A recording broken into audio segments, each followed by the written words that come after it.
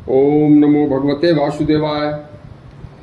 आचार्य चाणक्य ने अपनी पुस्तक में चाणक्य नीति में एक भजन का तप का बड़ा ही आसान रास्ता बताया है, जिसे कि दुनिया आज तक यही नहीं समझ पाती है कि तप कैसे करें, भजन कैसे करें जिससे कल्याण हो।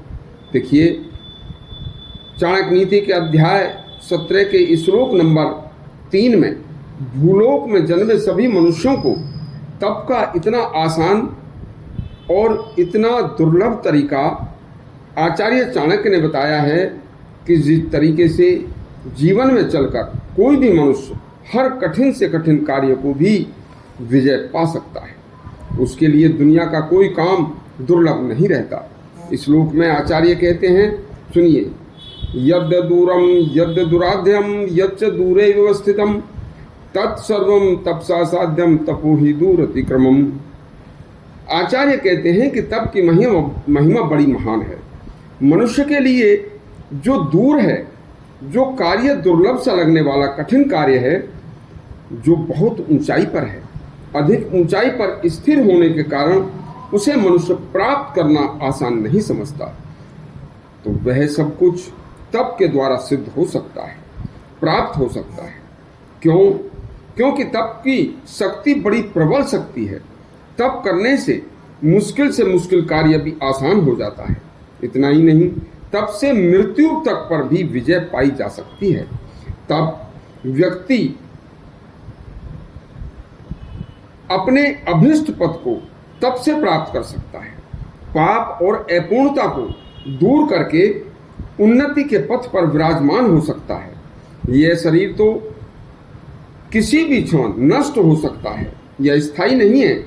जो व्यक्ति मानव शरीर पाकर भी तप का अनुष्ठान नहीं करता, वह मूर्ख मरने के बाद अपने किए कर्मों का जब फल भोगता है तब बड़ा पछताता है। अब एक दुर्लभ बात सुनिए, तप है क्या? तप कैसे करें? देखो, केवल एक पैर पर खड़े रहना या एक हाथ ऊपर उठाकर खड़े रहना या अपने चारों तरफ गर्मी में भी अग्नि जलाकर बैठ जाना, यह तप नहीं है।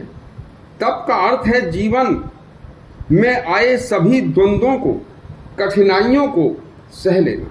भूख, प्यास, लाभ, हानि, अति अभाव, अति धन तथा जीवन और मरण, भयंकर से भयंकर आपत्तियां, विपत्तियां, उनमें भी धैर्य नहीं खोना। धैर्य को धारण करके सदा भगवान का स्मरण करते हुए धर्म को न छोड़ना, सदा हमेशा सम रहना और सदा यह सोचना कि यह संकट मुझे अपने पिछले जन्म में किए कर्मों के कारण मिल रहे हैं, लेकिन अब कभी भी कितना भी संकट क्यों न आ जाए, मैं अधर्म का रास्ता नहीं अपनाऊंगा। बस देखना, कुछ ही समय में सभी संकट दूर हो जाएंगे। बस यही असली तप है। आचार्य कहते हैं, मानवता का संपूर्ण फर्ज निभाने वाला व्यक्ति पूर्ण तपस्वी होता है। पवित्रता से गृहस्थ जीवन, सत्य मार्ग पर चलने वाला व्यक्ति पूर्ण तपस्वी होता है। आचार्य का यह अति ज्ञानवर्धक उपदेश हमें और आपको अपने जीवन में अवश्य अपनाना चाहिए। कल फिर एक बहुत अच्छी अति उत्तम ज्ञानवर्धक कहानी के साथ मिलेंगे। तब तक के लिए आज्ञा दीजिए। धन्यवाद।